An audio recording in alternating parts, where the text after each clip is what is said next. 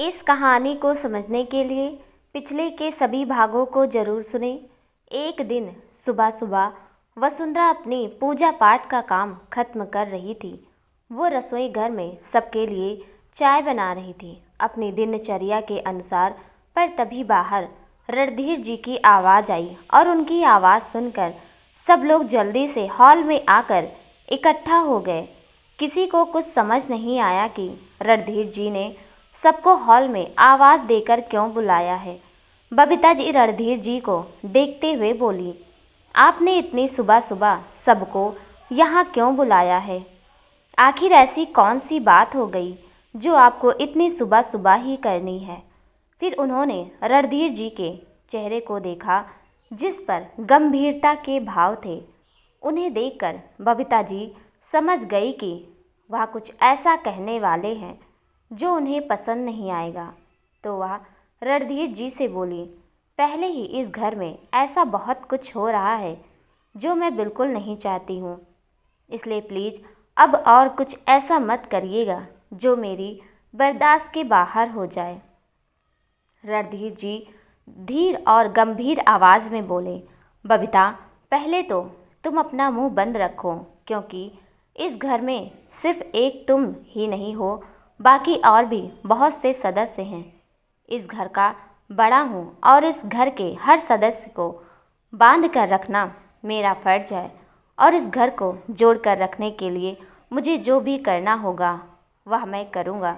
फिर चाहे तुम इससे परेशान हो, नाराज़ हो, इस घर में रहो या ना रहो, वो सब तुम्हारी परेशानी है, मेरी नहीं। इस घर का हर सदस्य क्या चाहता है और क्या नहीं, इस बात का ध्यान रखना और उनकी हर ज़रूरत को पूरा करना, उनकी हर ख्वाहिश को पूरा करने की कोशिश करना मेरा काम है। इसलिए जब तक मेरी बात पूरी ना हो जाए तब तक बीच में एक शब्द भी मत बोलना, चाहे तुम्हें वह बात पसंद आए या नहीं। बबीता जी को रणधीर जी का इस तरह से बात करना बिल्कुल अच्छा नहीं लगा और वो गुस्सा होते हुए बोली, आप मुझे धमकी दे रहे हैं रणधीर जी? रणधीर जी सोफे पर बैठते हुए आराम से बोले, नाम के लिए ही सही, पर तुम मेरी पत्नी हो बबीता, चाहो मानो या ना मानो। अब मेरी पत्नी होने के नाते तुम मुझे अच्छी तरह से जानती हो कि मैं कब किस वक्त क्या कहता हूँ और क्या नहीं, और तुम आज भी मेरी बातों को इतनी अच्छी तरह से समझते हो, यह देखकर मुझे बहुत खुशी हो रही है।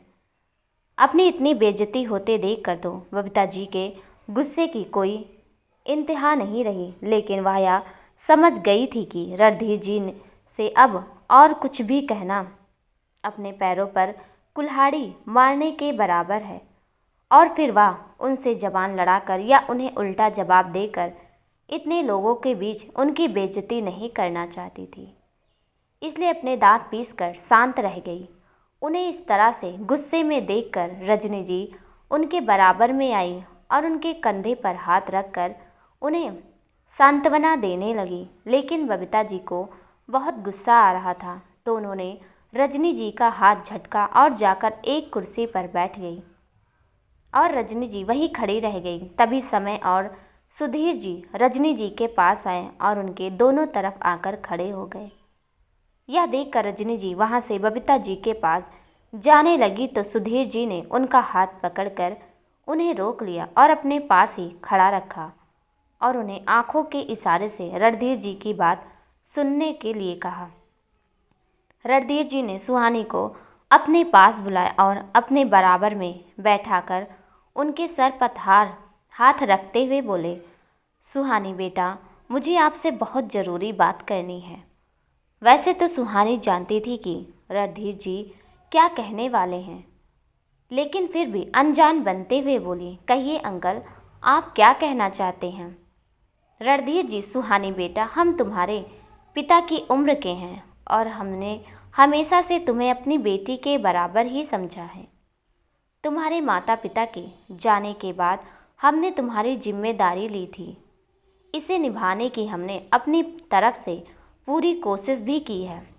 तुम पढ़ रही हो, पढ़ लिख कर कुछ बनना चाहती हो, अपने पैरों पर खड़े होना चाहती हो, यह बहुत अच्छी बात है।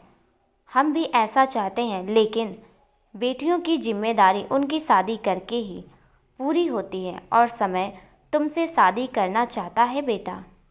पहले तो हमें भी अजीब सा लगा था, लेकिन जितना हम समय को जानते हैं उस हिसाब से हमें लगता है कि तुम्हारे लिए समय से अच्छा लड़का और कोई नहीं हो सकता। लेकिन हम बिना तुमसे पूछे कोई भी फैसला नहीं लेने वाले हैं, इसलिए हम इस बारे में तुम्हारी मर्जी जानना चाहते हैं। सुहानिया सुनकर भी खामोश रही। वो हाँ करना नहीं चाहती थी और ना करने का उसके पास रास्ता नहीं था। राधिका जी ने उसे खामोश और पसोपेश में पड़े हुए देखा तो वो उसके पास आई और बोली, देखो सुहानी, तुम हमारे घर की ही बेटी हो। मैं खुद भी 2 बेटियों की माँ हूँ और मैंने अपनी तरफ से तुम्हें एक माँ का प्यार देने की पूरी कोशिश की है। बड़े भाई साहब ने कल जब यह बात हमें बताई थी तो हम सबको भी थोड़ा सा अजीब तो लगा था, लेकिन फिर हमें लगा कि बेटियों को अगर समय पर ब्याह दिया जाए तो ज़्यादा अच्छा रहता है। लेकिन फिर भी यह सिर्फ हमारे मन की मंशा है, तुम्हारे ऊपर कोई जोर ज़बरदस्ती नहीं है। समय ने सिर्फ अपनी इच्छा जताई है और हम लोग को भी तुम्हारे सामने सिर्फ यह प्रस्ताव रख रहे हैं। अगर तुम इस रिश्ते के लिए राजी हो तो ही हाँ करना, और अगर तुम समय से शादी नहीं करना चाहती हो तो तुम बेफिक्र होकर इनकार कर सकती हो। घर में कोई तुम्हें कुछ नहीं कहेगा और ना ही तुम्हारे प्रति किसी के बर्ताव में कोई फर्क आएगा। यह सब सुनते ही तो रजनी जी के पैर तले जमीन ही खिसक गई। उन्होंने तो सोचा नहीं था कि जो धमकी उन्हें समय ने इतने दिन पहले दी थी वह उसे इस तरीके से पूरा करेगा, क्योंकि वह और बबीता जी तो इस सब से पूरी तरह से बेखबर थी और राधिका जी की बात से इस बात का खुलासा हो चुका था कि रणधीर जी ने यह फैसला अकेले नहीं लिया है, बल्कि घर के सभी बड़े इस फैसले में शामिल हैं। सिवाय उन दोनों को छोड़कर उन्होंने कुछ कहने के लिए अपना मुंह खोला ही था कि तभी एक तरफ से समय में और दूसरी तरफ से सुधीर जी ने उनका हाथ पकड़कर दबा दिया। रजनी जी ने एक बार अपने दाएं तरफ खड़े समय को देखा और दूसरी बार अपने बाएं तरफ खड़े हुए सुधीर जी की आंखों में गुस्सा और समय की आंखों में नफरत और गुस्सा दोनों देखकर रजनी जी सहम गई और उनकी कुछ कहने की हिम्मत ही नहीं हुई।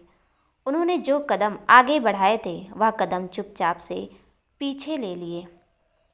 शारदा जी भी राधिका जी की बात में हाँ मिलाते हुए बोली, सुहानी बेटा, राधिका बिल्कुल सही कह रही है। जो तुम्हारी मर्जी हो तुम वह साफ साफ हमें बताओ। समय ने अपनी मर्जी हमारे सामने रखी थी तो उस बात को तुम्हारे सामने रखना हमारे लिए बेहद ज़रूरी था। अब तुम्हारा जो भी फैसला हो वह तुम हमें बेझिझक बता सकती हो। समय सुहानी के बिल्कुल सामने ही खड़ा था और अपनी गहरी नज़रों से उसे देखे जा रहा था। सुहानी में हिम्मत नहीं थी कि अपनी नज़रें ऊपर करके समय को देख भी सके। तभी वसुंधरा वहाँ आई और उसके कानों में सबकी कही हुई बात पड़ी तो वह आगे आकर बोली, पापा, दादी माँ, चाची, आप लोग यह किस तरह की बात कर रहे हैं? अभी तो सुहानी बहुत छोटी है। वसुंधरा की बात सुनकर रजनी जी के कलेजे को कुछ ठंडक मिली और बबीता जी के चेहरे पर भी एक मुस्कुराहट आ गई, जबकि समय को उसकी बात सुनकर कुछ अच्छा नहीं लगा। लेकिन उसका तो किसी की तरफ ध्यान ही नहीं था, तो वह अपनी बात को जारी रखते हुए बोली, कम उम्र में शादी करना मेरे लिए एक मजबूरी थी, मेरी बहन के लिए नहीं है। आप लोगों ने ऐसा सोच भी कैसे लिया कि मैं उसकी शादी की इतनी कम उम्र में होने दूंगी? अभी कितना बचपना भरा है उसमें। शादी कोई हंसी मजाक तो नहीं होता, उसमें ढेर सारी जिम्मेदारियां आती हैं। क्या आप लोगों को सुहानी वह जिम्मेदारियां उठाने के काबिल लगती है? और फिर कम उम्र में शादी करने के कितने नुकसान होते हैं यह मुझसे ज़्यादा बेहतर और कोई भी नहीं जानता। आखिरी की बात उसने बहुत धीरे से कही थी उसके बाद वसुंधरा ने एक गहरी सांस ली और अपने दोनों हाथों को जोड़कर रणधीर जी से बोली, मैं नहीं चाहती कि मेरी बहन को कोई भी तकलीफ़ हो। पापा, मैं आपसे माफ़ी मांगती हूँ जो मैं आपसे इस तरह से बात कर रही हूँ, लेकिन यह रिश्ता नहीं होगा। सुहानी छोटी है, अपनी पढ़ाई कर रही है। जब उसकी पढ़ाई पूरी हो जाएगी उसके बाद में उसकी शादी के बारे में सोचूंगी। मेरे ऊपर तो कोई बड़ा नहीं था, इसलिए आपने मेरे लिए फ़ैसला लिया जिसे मैंने सर आंखों पर रखा, लेकिन सुहानी के लिए मैं हूँ पापा। उसकी ज़िंदगी के फ़ैसले मैं लूँगी। राधिका जी वसुंधरा के पास आई और बोली, वसु बेटा, तुम्हें सुहानी की ज़िंदगी से रिलेटेड हर फैसला लेने का पूरा अधिकार है क्योंकि तुम उसकी बड़ी बहन हो। लेकिन एक बात तुम भी सोच कर देखो कि तुम संस्कार के साथ मुंबई चली जाओगी तो सुहानी यहाँ अकेली रह जाएगी ना। ऐसे में अगर उसकी शादी समय से हो जाती है तो फिर तुम्हें भी उसकी चिंता नहीं रहेगी और तुम अपनी गृहस्थी अच्छे से बसा पाओगी। और यहाँ सुहानी भी अकेली नहीं रहेगी क्योंकि इसके साथ समय होगा उसका ध्यान रखने के लिए। वसुंधरा राधिका जी के हाथ पर हाथ रखते हुए बोली, चाची, मैं आपकी बात समझ रही हूँ, लेकिन जिम्मेदारियों से मुक्त होने का यह कोई तरीका है कि लो और शादी कर दो। मैं सुहानी को अपने साथ ले जाऊंगी और फिर जिस कॉलेज में मैं पढ़ूंगी उसी में मैं सुहानी का भी एडमिशन करा दूंगी। मेरी पढ़ाई तो वैसे भी पूरी ही होने वाली है, लेकिन सुहानी को मेरी ज़रूरत है क्योंकि उसकी पढ़ाई पूरी होने में अभी भी थोड़ा वक्त है। आप हम दोनों बहनों की चिंता मत कीजिए चाची। शारदा जी जानती थी कि वसुंधरा का इस तरह से नाराज़ होना जायज़ है, तो वह वसुंधरा को समझाते हुए बोली, हम लोग भी सुहानी पर कोई दबाव नहीं डाल रहे हैं बेटा। हमने सिर्फ उसके सामने एक प्रस्ताव रखा है क्योंकि समय ने हम सबको अपनी इच्छा बताई है। वसुंधरा ने शारदा जी की तरफ देखा और प्यार से बोली, दादी माँ, मैं आपकी बात समझ रही हूँ, लेकिन मैं सुहानी को अच्छे से जानती हूँ कि वह खुद भी शादी के लिए तैयार नहीं होगी। इसलिए मेरी आप सबसे यही विनती है कि इस बात को यहीं ख़त्म कर दिया जाए। सुहानी इस सब के लिए बहुत छोटी है। कहकर वसुंधरा ने सुहानी का हाथ थामा और सुहानी से बोली, चल सुहानी यहाँ से। कहकर वो सुहानी को ले जाने लगी, लेकिन सुहानी अपनी जगह से एक कदम भी नहीं हिली। तो वसुंधरा ने हैरान नज़रों से उस सुहानी की तरफ देखा तो सुहानी ने अपने हाथ से वसुंधरा का हाथ हटा दिया और शारदा जी की तरफ देखते हुए बोली, दादी माँ, मैं शादी के लिए तैयार हूँ। ये सुनते ही वसुंधरा के पैरों तले ज़मीन निकल गई और समय के ओंठों पर मुस्कुराहट आ गई और बबीता जी और रजनी जी पर तो जैसे पहाड़ ही टूट पड़ा था। वसुंधरा को यकीन नहीं हुआ कि सुहानी ने शादी के लिए हाँ कर दी है। वह उस पर चिल्लाते हुए बोली, सुहानी, तू पागल तो नहीं हो गई है? जानती भी है क्या कह रही है? यह पहली बार था जब वसुंधरा गुस्से में चिल्लाकर बात कर रही थी। इस घर में उसके साथ क्या कुछ नहीं हुआ था, लेकिन कभी उसने ऊंची आवाज़ में भी किसी से बात नहीं की थी। लेकिन आज जब बात उसकी बहन पर आई थी तो वह खुद को शांत नहीं रख पा रही थी और सब लोग उसके इस रूप को देखकर बहुत हैरान थे। वसुंधरा बोली, मैं अच्छी तरह से जानती हूँ कि तू समय से शादी नहीं करना चाहती है, तो फिर क्यों ज़बरदस्ती हाँ कर रही है? आखिर क्या वजह है जो तू यह शादी करना चाहती है? जानती भी है तेरी उम्र क्या है और क्या तू नहीं जानती कि कम उम्र में शादी करके मैंने क्या क्या भुगता है? वसुंधरा की बातें सुनकर किसी पर कोई असर नहीं था और शायद उन दोनों के बीच की बातों को कोई इतने इंटरेस्ट से सुन भी नहीं रहा था।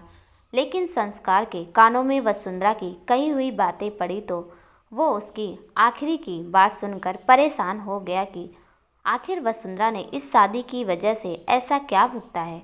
लेकिन फिर उसके मन में उसी रात वाली बातें आ गई तो उसने सोचा कि शायद वह उस रात को लेकर ही बात कर रही है।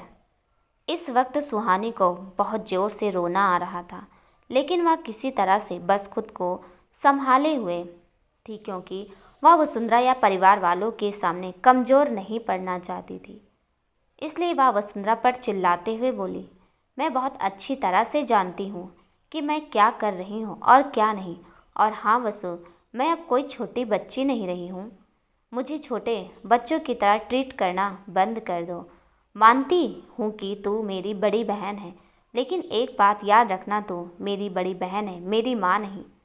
इसलिए मेरी ज़िंदगी के फ़ैसले लेने बंद कर। मैं अच्छे से समझती हूँ कि मेरे लिए क्या बुरा है और क्या अच्छा, और ज़रूरी तो नहीं ना कि जो सब कुछ तेरे साथ हुआ हो वह मेरे साथ भी हो। अब सबकी किस्मत इतनी ज़्यादा ख़राब हो या तो कोई ज़रूरी नहीं है ना। वसुंधरा ने सुहानी का हाथ पकड़कर अपने सामने किया और बोली, सुहानी, यह सब तू क्या कह रही है? और क्या यह क्या तरीका है मुझसे बात करने का? भूल गई क्या कि किससे बात कर रही है? सुहानी भी उसी लहजे में बोली, कुछ नहीं भूली हूँ मैं, लेकिन शायद तू भूल गई कि मैं भी अब बड़ी हो गई हूँ। तूने खुद तो इतनी कम उम्र में शादी कर ली, खुद तो किसी को हमसफ़र बनाकर अपनी ज़िंदगी में ले आई और किसी के नाम को अपनी ज़िंदगी में अपनाकर बड़े ही सुकून की ज़िंदगी में जी रही है। लेकिन जब मेरी ज़िंदगी में यह पल आने वाला है, जब कोई मेरा हमसफ़र बनने वाला है, तो तुझे इतनी परेशानी क्यों हो रही है? यह सुनकर वसुंधरा तो बेहद हैरान थी और साथ साथ सारे घर वाले भी। वसुंधरा ने भी उसका हाथ छोड़ दिया, लेकिन संस्कार को सुहानी पर बहुत ज़्यादा गुस्सा आया तो उसने वसुंधरा का हाथ पकड़कर अपने पीछे किया और सुहानी को उंगली दिखाते हुए बोला, यह क्या तरीका है सुहानी बात करने का? भूलो मत कि यह वही बड़ी बहन है जिसने आज तक तुम्हारी माँ होने का हर फर्ज निभाया है, और आज तुम उससे किस तरह से बातें कर रही हो और क्या क्या बातें कर रही हो, समझ में आ रहा है तुम्हें? संस्कार को इस तरह से वसुंधरा की साइड लेता देखकर सुहानी को बहुत खुशी हो रही थी, लेकिन वह अपने चेहरे पर किसी भी तरह का भाव दिखाना नहीं चाहती थी, इसलिए वैसे ही सख्त बनी खड़ी रही। वसुंधरा ने खुद को शांत किया और संस्कार के पीछे से निकलकर उसके सामने आई और सुहानी के चेहरे को अपने हथेलियों में भरते हुए बोली, देख सुहानी, मैं तुझे बहुत अच्छे से जानती हूँ, और अगर तुझे यह लगता है कि तुम मुझसे इस तरह की कड़वी बातें करेगी तो मैं तेरी चिंता करना छोड़ दूँगी या इन सब बातों से तुझसे दूर हो जाऊँगी, तो यह तेरी गलत फहमी है। तू मुझे कितना ही बुरा भला कह ले, पर मैं तुझसे दूर होने वाली नहीं हूँ, क्योंकि हम दो जिस्म भले ही हैं, लेकिन आत्मा तो हमारी एक ही है। यह सुनकर सुहानी वसुंधरा की नज़रों में देखने लगी। वह कमज़ोर पड़ रही थी, लेकिन फिर उसने अपनी नज़रें समय के चेहरे पर गड़ा दी। जब वसुंधरा ने देखा कि सुहानी ने उसे नज़रें फेर ली है, तो वह उसे समझाते हुए बोली, अगर कोई बात है तो मुझे बताना। बता मुझे कि तूने इस शादी के लिए हाँ क्यों की है? तेरे साथ कोई ज़बरदस्ती कर रहा है क्या? कोई तुझे ब्लैकमेल कर रहा है? वसुंधरा ने उससे बड़ी ही प्यार से और शांति से पूछा, क्योंकि वह जानता थी कि सुहानी से गुस्से में बात करने का कोई फ़ायदा नहीं है। सुहानी अपने चेहरे से उसके दोनों हाथों को हटाते हुए बोली, प्लीज़ वसु, सुबह सुबह इन सब बातों को करना छोड़ दे। क्या मैं कभी तेरे और जीजू के बीच में कुछ बोलती हूँ? तो फिर तू मेरे बीच में क्यों बोल रही है?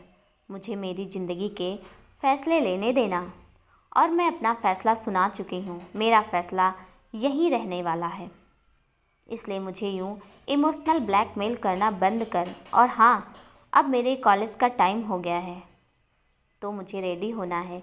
कहकर वो वहाँ से अपने कमरे की तरफ चली गई और वही वसुंधरा वहीं खामोश खड़ी रह गई। आज पहली बार सुहानी ने उससे इस लहजे में बात की थी। सुहानी का कहा हुआ एक एक शब्द उसके दिल में तीर की तरह चुभ रहा था। सुहानी का ऐसा बर्ताव देखकर सारे घर वाले भी बहुत ज़्यादा हैरान थे, लेकिन रजनी जी और बबीता जी तो बहुत खुश थी, क्योंकि आज पहली बार ही सही, लेकिन उन दोनों बहनों के बीच में लड़ाई हुई थी, वह भी इस तरीके से। संस्कार को भी सुहानी का इस तरह से बात करना बिल्कुल अच्छा नहीं लग रहा था, लेकिन वह दोनों बहनों के बीच में बोलकर उन दोनों के रिश्ते को और ज़्यादा खराब नहीं करना चाहता था, इसलिए अब खामोश ही खड़ा रहा। समय को भी सुहानी पर बहुत ज़्यादा गुस्सा आ रहा था, क्योंकि वह जानता था कि सुहानी उसका गुस्सा वसु के ऊपर निकाल कर गई है। घर वालों को समझ नहीं आ रहा था कि सुहानी की हाँ समझकर इस शादी की खुशियाँ मनाएं या फिर वसुंधरा की ना समझकर इस बात को यहीं छोड़ दें। लेकिन फिर रणधीर जी और समय के कहने पर सारे परिवार वालों ने उन दोनों बहनों को समय देना ही सही समझा, और समय के कहने पर ही परिवार वालों ने उन दोनों की शादी को थोड़ी सी सादगी के साथ उसी दिन करने का फैसला किया जिस दिन संस्कार और वसुंधरा की शादी का रिसेप्शन था। समय अपनी और सुहानी की शादी को डिले नहीं कर सकता था, और इसकी उसके पास एक बहुत बड़ी और वाजिब वजह थी।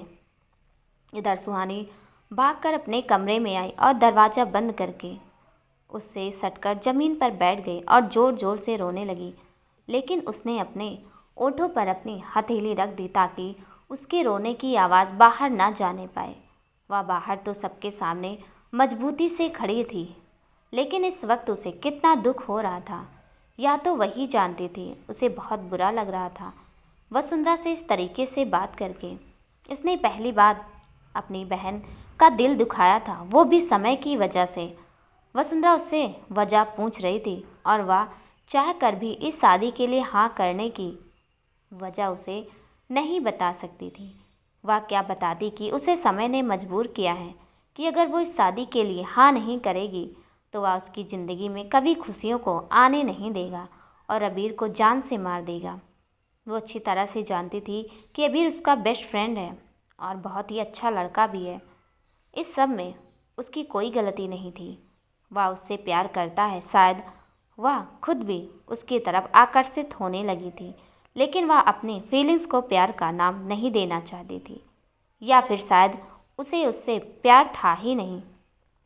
वह अपने फीलिंग्स को लेकर अभी श्योर नहीं थी, लेकिन वह अपने रिलेशनशिप को एक चांस देना चाहती थी, पर बीच में समय ने आकर यह सब कर दिया। इधर वसुंधरा भी अपने कमरे में आ गई थी, लेकिन संस्कार भी उसके पीछे पीछे आया था। वसुंधरा खड़े होकर खुद को रोने से रोक रही थी। उसे समझ नहीं आ रहा था कि यह सब क्या हो रहा है। यकीन नहीं हो रहा था कि उसकी छोटी बहन इतनी बड़ी हो चुकी है कि उससे इतनी बदतमीजी से बात कर सकती है और अपनी ज़िंदगी का इतना बड़ा फैसला उससे बिना पूछे अकेले भी ले सकती है। वह अपने सोच में खड़ी थी कि तभी संस्कार उसके पीछे आया और उसके कंधे पर हाथ रख दिया। अपने कंधे पर किसी का प्यार भरा स्पर्श पाकर वसुंधरा ने मुड़कर देखा तो संस्कार उसके सामने खड़ा था। इस वक्त सच में उसे किसी अपने की ज़रूरत थी, जिसके सीने से लगकर वह अपने सारे दुख दर्द और तकलीफ़ को आंसुओं के जरिए बहा सके। वो अपने सामने संस्कार को देखकर वह कमज़ोर पड़ गई और अगले ही पल उसके सीने से लग गई और ज़ोर ज़ोर से रोने लगी। संस्कार ने भी उसे अपनी बाहों में भर लिया और फिर उसके बाद वो उसके सर को सहलाने लगा। वह बार बार उसे चुप कराने की कोशिश कर रहा था और इस कोशिश में ना जाने कितनी बार उसके सर को चूम चुका था, लेकिन वसुंधरा का रोना बंद ही नहीं हो रहा था और उसका इस तरह से रोना संस्कार के दिल को चोट पहुंचा रहा था। संस्कार ने थोड़ी देर बाद पानी का गिलास उठाया और वसुंधरा को खुद से दूर करते हुए उसके मुंह से लगा दिया। वसुंधरा अपनी पलकें उठाकर संस्कार के चेहरे को देखने लगी, जिस पर इस वक्त उसके लिए बेहद प्यार और परवाह नज़र आ रही थी।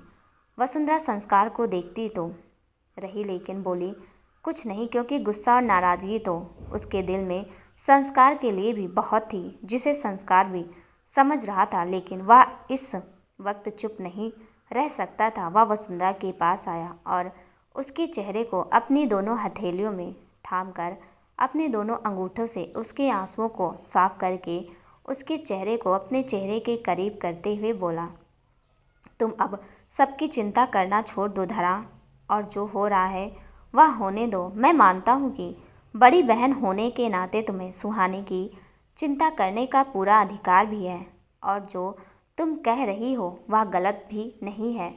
लेकिन मैं अपने भाई समय को बहुत अच्छे से जानता हूँ। वह कभी भी कुछ गलत नहीं करेगा। अगर उसने सुहानी से शादी करने का फैसला किया है तो बहुत सोच समझ कर ही किया होगा, और मैं तुमसे वादा करता हूँ कि वह अपनी किसी भी जिम्मेदारी से पीछे नहीं हटेगा।